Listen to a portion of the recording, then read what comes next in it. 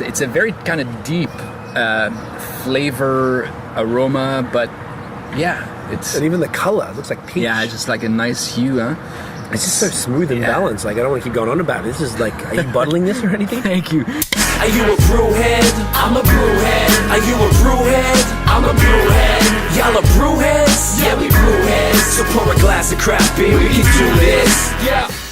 What's good, y'all? This is C Certified Brewhead, and welcome to episode 93 of Beer and Attitude the podcast. And this afternoon, it is a sunny Wednesday. We're on a patio. We're in the Plateau, and we are here at Reservoir with Dominic, co-owner.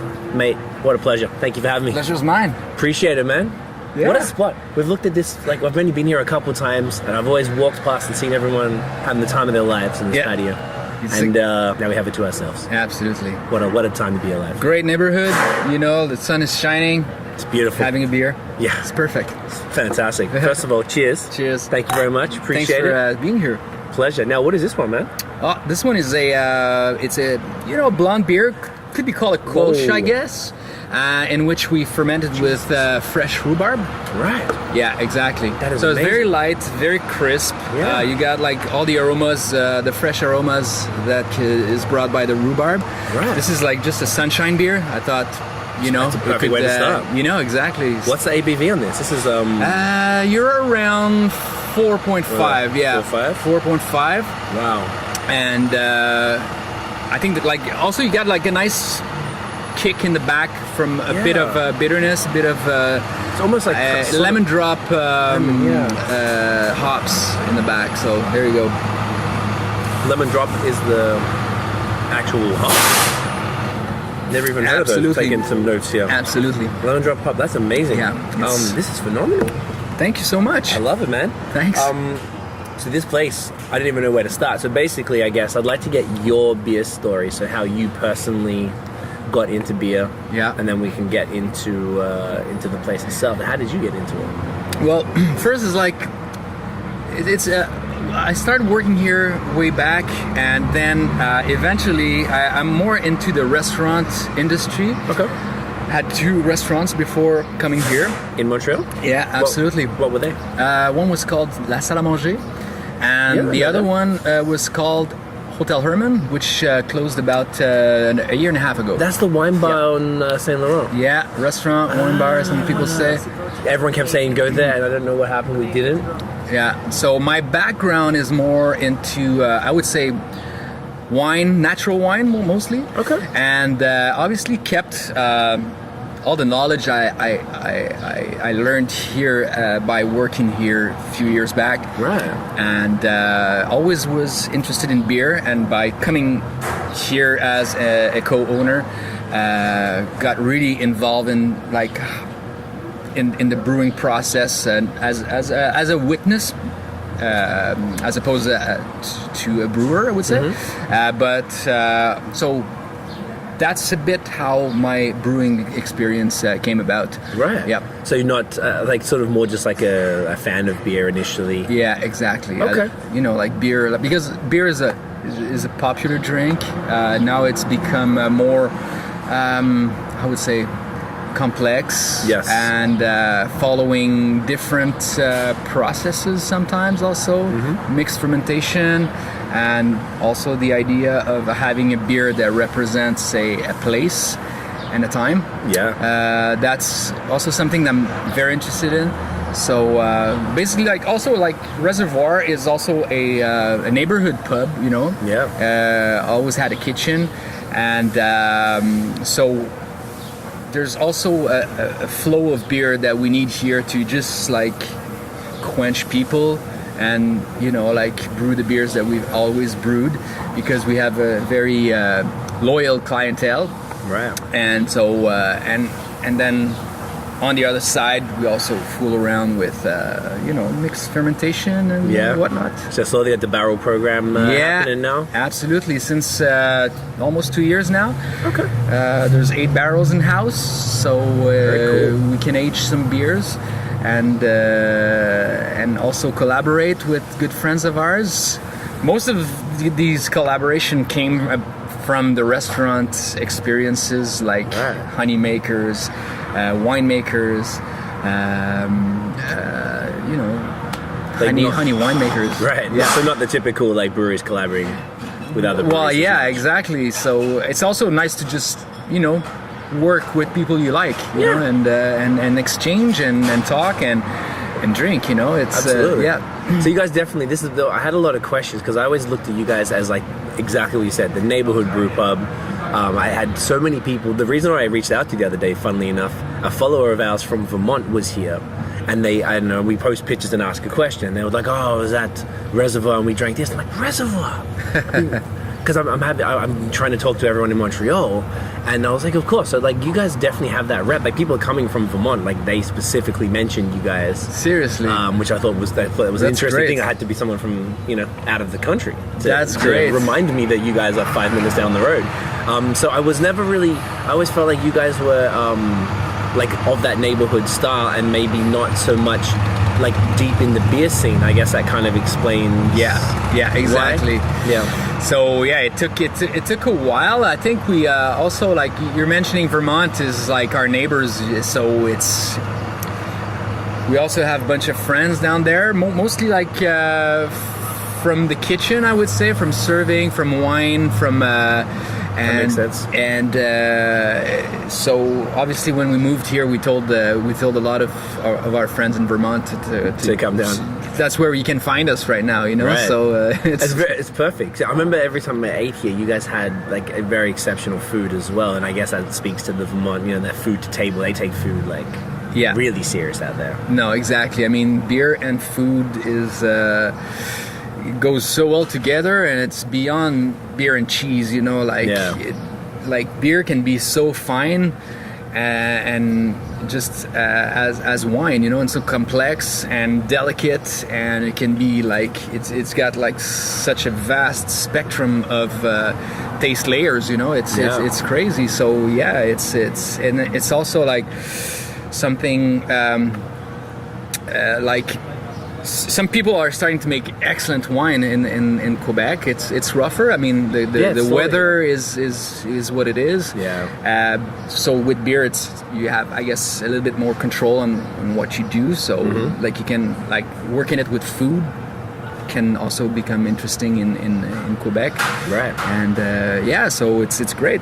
Yeah. When did you get involved in Reservoir then, as far as on the ownership side?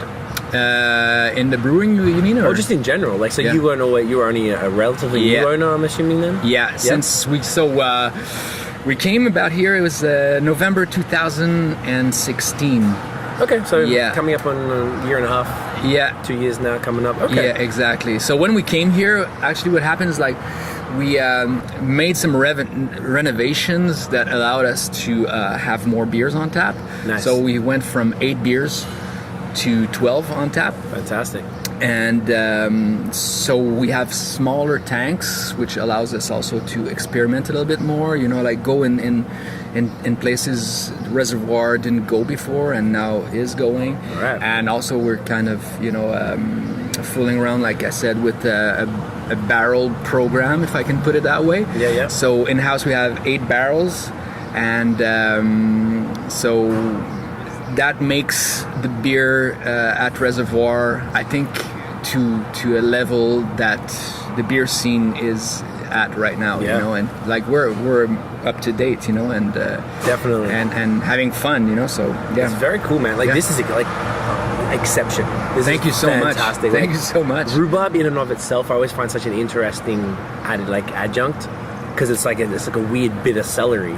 Yeah, but like this is like fruity and bright, and like you said, maybe it's the hop. Yeah.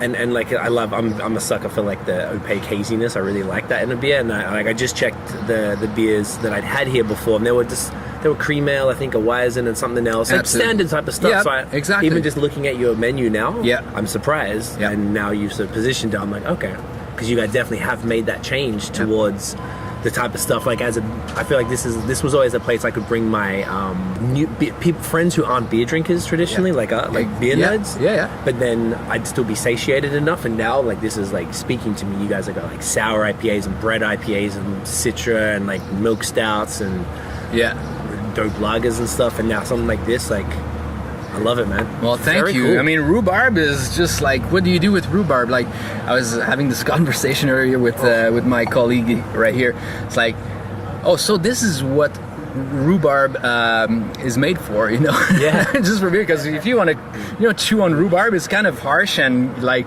you have to dip it in sugar or mix it with strawberries or whatnot, Yeah, yeah. And like for me, it's like just the aromas, like it's a very kind of deep flavor aroma, but yeah, it's And even the color, it looks like peach. yeah, just like a nice hue, huh? It's just so smooth and balanced. Like, I don't want to keep going on about it. This is like, are you bottling this or anything? Thank you. Like right now, absolutely. Yeah. We're aging a rhubarb beer with wine lees from Pinard et Fille Nice. in a stainless steel tank. So because I wanted to keep like the like wood gives quite a depth Yeah. to beer, and stainless steel is it doesn't breathe like oak will. So Right. it's just like. Keeps all the Yeah, it's gonna keep like everything in. crispiness, and so I don't even know like how long we're gonna age it for, but it's there in doing its work in a tank That's right sick. now. So yeah, it's cool. So let's talk about the barrel stuff then. We Yeah. have a couple of the bottles here just to Yeah. show. Like, I wasn't even sure that you guys did bottle, and I love this design. Like, the minimal like thing is just so sick. Thank you. Do you want to tell us about these two specific ones we have here, whichever order? Absolutely. So the one you have in Yes. your hands right now, Fred Simon and Pinard et Fille is his winery. They're based out in the Eastern Townships. Okay. Since 6 years or so, and they decided to plant the northern varieties, some northern varieties of grapes in their vineyards. Like northern France. Northern France, south of Germany. So they have like obviously Pinot Noir, Chardonnay, Dornfelder. They have Riesling. They have so many. I think they have 8 or 12 different varieties. Right. And so this one right here, it's called the New Vin because they made like in the idea of Beaujolais Nouveau. Yeah. They made a Vin Nouveau. Okay. So they gave us their lees of Vin Nouveau. So we called it New Vin, So Perfect. Nice there you little go. play So it aged for 4 or 5 months in a oak barrel. And so then we just bottled that, and yeah, there you go. It's the story behind this one here. And next to it here is the we call it rose miel. Okay. So pink honey or something. Yeah, exactly. This one here was made in collaboration with Desrochers, not apiculteur, but he's a honey winemaker. Les Fermes Apicoles des Rochers, to be more precise. Where are they based? They're based in Fermeneuve, which is about a 3 hours drive north from Montreal. 3 north, wow. Yeah, exactly. He works with his brother-in-law called Anicet Desrochers. Okay. And it's like a kind of family intertwined businesses, So Right. his brother-in-law makes the honey, and he makes the honey wine. Right. So it's like a mead. Yeah, exactly. So in this case, he made a mead called Bise Rosée. Okay. So it's made with raspberries. And once he bottled that, he kept the lees and he sent them over, and we made that beer, which is, I guess, we couldn't just call it. It originally was a blonde beer, but it became pink because we also added a bit more raspberries on top of his. What was it? And on the lees, this has a lot of character. Yeah. It's got like this kind of kick of like it puts you like off balance at first, but then it's light and crisp. It's got like this. It's winey, and it's got like the raspberry. Mm-hmm. It kind of melts into the whole thing, right. And it's not up front. It's just like laying in the back. So it's really nice. Would you like to open one of those? We could definitely do that. Yeah, or both of those.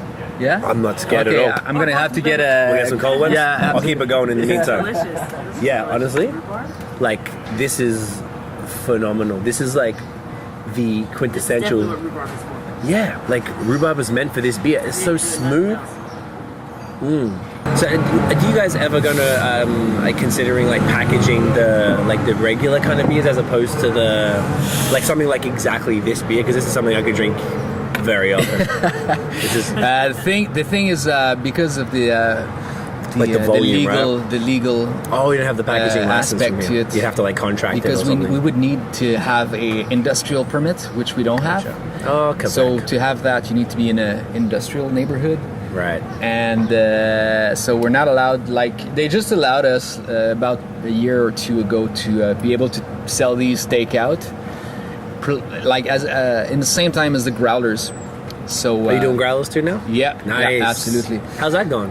It's good, you know, People, like it's sell a few growlers a day, and that's it. People like that because they just live next door, and or if you're someone coming out of town, you can bring one back home. Do you sell the As well growlers? as this. Do you sell the growlers themselves? Yeah, Or yeah, people can absolutely. bring in their own. And... No, we don't, because of like MAPAC regulation, the hygiene and You can't sanitize and stuff ministry. like You know, yeah, exactly. We'd rather just use our own, the same volume.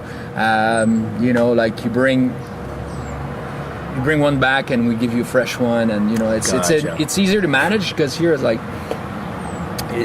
storage wise, we're in a bit of a a complicated situation. So Right. So there you go. So which one would you like to try Which first? one's better to do first in which order? Like I think we should do this one that first because That's this, got the this fruit, this right? one's got a bit more. It's more like I would say cutting edge. Look at that. Yes. So there Nice. you go. So this was just remind me what These are. This is a beer that was laid on Pain Nouveau lees from Pinard et Fille. So I guess it's just like a Smell it kind from of a fruit salad of grape varieties, you know. Okay. So there you go. Here you go. Thank you, kind sir. You're very welcome. All right. Definitely got that wild fermented flavor in there. Cheers. Oh hell yeah. That's smooth, man. I like that. Okay, let me write this. Oh, you know the drill now. I explained to Dominic before, guys, about the photos. Oh yeah. He knows the drill. Damn. Perfect. All right, so this is the okay, perfect. So new The van. new van. What's Yeah. the ABV on that one? Whoa. I think this one reached 7.2. Is it? 7.3. 7.3. Okay. Do you feel Brett or not? Yeah, it's kind of bready. Yeah? Like it's got that Brett funk for sure. A little bit, huh? Like it's there definitely. Yeah. What do you? Is it like in purposely soured, right? Like you used. Do you know what they used? It's just like, I guess, lacto and Brett that got Yeah. involved, and obviously the wine lees are Wine lees. acidic themselves. Super crisp, super smooth. Like sometimes the funk beers or the wild fermented ones aren't always like this is really well blended. Like Thank you. Because I mean, there's like, I'm not an expert, but from what I've read what's that creamy? in books, it's just like the beer, when you age it, it has stages where at one point sometimes they just after like around 9 months they go through a very weird stage where you're better not to touch it and wait. Let it go. Yeah, let it go. Yeah. And so by aging it like 4 or 5 months, I think it just kind of, it's like kind of also playing safe, I would say, with it, you know, like still like just like the good stuff works inside, and Yeah, it's like you at know, that right moment. 'Cause Yeah. you guys actually aren't. I said the word blended, but you guys aren't blending really, are you? Like no, it's just, no. which is even more impressive because We- usually you'd have the old and the young, and you'd Yeah, but these two, like at one point we thought maybe giving it a try, blending these two together. yeah. But then we said like, no, let's just like keep it. This is what it is. It's got it because we thought like this has a lot of Like character, like in that itself. that Bise Rosé character, and we Right. like, do we want to kind of make it subtle or not? And then we just ended up like, I don't know, it's just, It might overtake this too much and like take away that wine. yeah. And then we wanted to have like two distinct beers also, like it's Yeah. This is exceptional. Do you guys have the same brewmaster as you did, or head brewer as you did prior to you taking over, or it's a new? Yeah, absolutely. Nathan McNutt is. We met earlier. We met him earlier. He's been here since 13 years now. Oh wow. Yeah. All right. Yeah, exactly. So what did something change? Like did something in the way the approach to the beer change with the ownership change, or even prior to that at all? I guess like when we came here, at least like my approach to coming here was also I want to let's brew beers that I would like to drink, you know, Right. Basically. So we gave that a little bit of a push, Right, obviously. so kind of switched up a little. It's like my friend is doing this, and I heard about that, and I tasted this, so like I want to try everything, you know. Right. So just start fooling around, and like Nathan is so experimented, you know. He's like on the biology of wine. He's Right. amazing, you know. So like he could make my ideas kind of. Like come to life. Yeah, exactly. And well. Yeah, exactly. It's just like this is the two, like even though we're two in, like it's smoothness of both of them. Like these are exceptionally well made beers. Thank you. And I didn't have really any expectations. And like I said, you guys have been doing the traditional stuff, so I didn't expect to see a menu this eclectic. And then on top of that, some barrel aged stuff that's like fire. Yeah, it's great. Well done, man. This is great. It's great to have that. Yeah. So Thank you. So you guys haven't been doing, because I think that's one reason maybe you aren't front of mind for, say, beer nerds. You guys don't really participate in like beer festivals and stuff like that. Or do you here and there? Well, we like it's kind of weird because you're not the only one that started coming here, even though you knew we were there before, and so we're like some people are reaching out to us right now, so something's happening. Probably next year, I think we'll be more. I